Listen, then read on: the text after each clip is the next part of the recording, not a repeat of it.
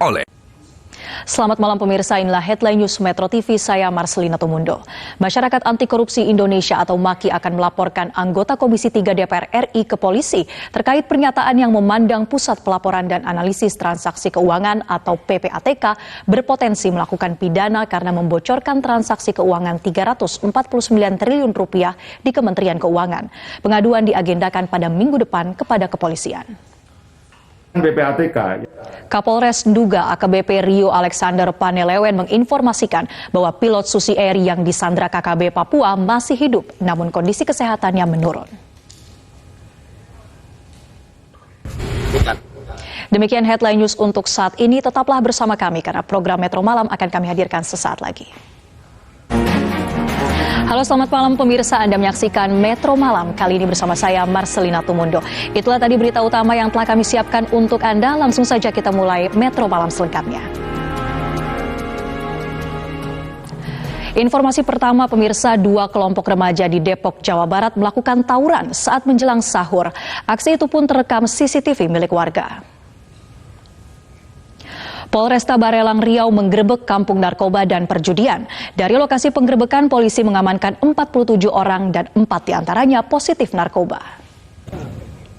Perayaan HUT Partai Gerindra Provinsi Papua ke-15 yang berlangsung di Kota Jayapura, Papua pada hari Rabu kemarin diwarnai kericuhan.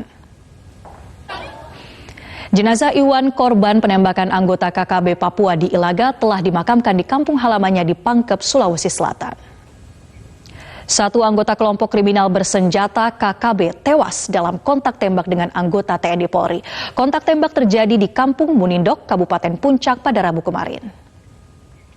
Kesehatan pilot Susi Air Philip Mark Martens yang disandra oleh KKB disebut mulai menurun. Hal itu disampaikan Kapolres Nduga AKBP Rio Alexander Panelewen. Pilot tersebut. Banjir yang merendam sejumlah ruas jalan di kawasan Soreang, Kabupaten Bandung sejak Kamis pagi tadi ternyata disebabkan oleh sampah yang menyumbat saluran drainase. Petugas pun terpaksa masuk ke gorong-gorong untuk mengeluarkan sampah. Mario Dandi Satrio diketahui sempat menyebarkan video penganiayaan brutal yang ia lakukan terhadap Kristalino David Ozora ke teman-temannya. Oleh karena itu, pihak David akan melaporkan Mario Dandi atas hal itu. Ayah David Ozora, Jonathan Latumahina, menarik ucapan pemberian maafnya terhadap para pelaku dalam kasus penganiayaan anaknya Mario Dandi CS. Jonathan tidak rela jika pihak Mario Dandi CS memanfaatkan pemberian maaf tersebut untuk mendapatkan hukuman yang lebih ringan. Beralih ke informasi lain, pemirsa, awal Ramadan, 2 kelompok remaja terlibat aksi tawuran sambil membawa senjata tajam di Jalan Raya Layur, Rawamangun, Jakarta Timur. Sementara tawuran remaja juga terjadi di Johar Baru, Jakarta Pusat, melibatkan 2 kelompok yang saling serang menggunakan batu hingga membawa senjata tajam. Polres Tulung Agung, Jawa Timur mengusut laporan penemuan bayi yang ternyata diketahui hanya sandiwara dari 2 tersangka. Sementara warga Sentani, Kabupaten Jayapura, Papua digegerkan dengan penemuan mayat bayi yang dibuang di tempat sampah. Anda kembali di Metro Malam, pemirsa. Presiden Joko Widodo, Wakil Presiden Ma'ruf Amin dan Ibu Negara Iriana Widodo menyambut bulan Ramadan 1444 Hijriah dengan sukacita dan menyampaikan selamat menunaikan ibadah puasa kepada seluruh umat Islam. Wapres Ma'ruf Amin mengajak masyarakat memanfaatkan momentum Ramadan untuk memperbaiki diri dan terus menjaga persatuan bangsa.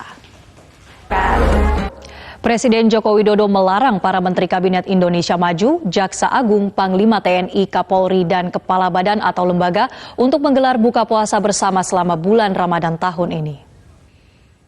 Sekretaris Kabinet Pramono Anung mengklarifikasi surat Presiden tentang arahan kepada pejabat dan ASN untuk tidak menyelenggarakan buka puasa bersama. Menurut Pramono Anung, larangan itu hanya untuk pejabat negara dan pimpinan lembaga negara. Menteri Perdagangan Zulkifli Hasan memastikan harga pangan di bulan Ramadan dan jelang Hari Raya Idul Fitri stabil. Selain harga stabil, ketersediaan minyak di pasar tradisional juga terpenuhi. Memasuki bulan Ramadan, beberapa komoditas bahan pangan mengalami kenaikan harga, beras dan telur misalnya. Di hari pertama Ramadan, harga telur mengalami kenaikan cukup signifikan, seperti yang terjadi di Pasar Lenteng Agung, Jakarta Selatan. Selengkapnya berikut laporan jurnalis MGN Arneta Butar-Butar dan juru kamera Muhammad Suhal.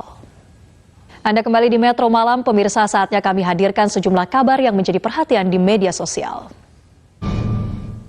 Kini saatnya kita mengetahui hot issue media Indonesia esok hari. Sudah hadir editor harian Media Indonesia Eko Suprihatno.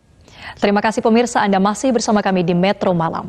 PT Kereta Api Indonesia memprediksi arus mudik Lebaran 2023 akan meningkat 2 kali lipat dibandingkan tahun lalu. Melihat hal ini, PT KAI Daop 1 telah menyiapkan 1 juta lebih kursi kereta api. Selama bulan Ramadan, PT KAI Komuter mengizinkan penumpang untuk berbuka puasa di gerbong KRL dengan makanan dan minuman ringan. Kebijakan baru ini disambut baik oleh para penumpang, salah satunya di Stasiun Kebayoran Lama. Kami hadirkan informasi selengkapnya bersama jurnalis MGN Arbida Donosemito dan juru kamera Robi Pratama. Kita beralih ke informasi mancanegara. Dewan Juri di Pengadilan Negara bagian New York, Amerika Serikat, batal mendengarkan kesaksian dalam penyelidikan skandal uang tutup mulut Donald Trump.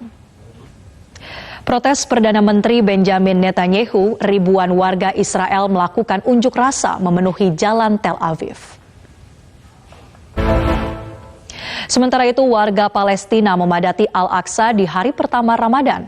Suasana tarawih pertama berlangsung khusyuk dan warga memanfaatkan momen ini untuk memunajatkan doa untuk kemaslahatan umat Islam.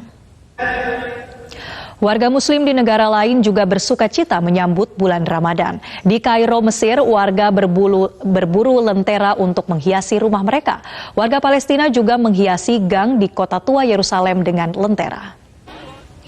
Pemirsa, informasi tadi sekaligus mengakhiri perjumpaan kita dalam Metro Malam hari ini. Tetaplah bersama kami di Metro TV.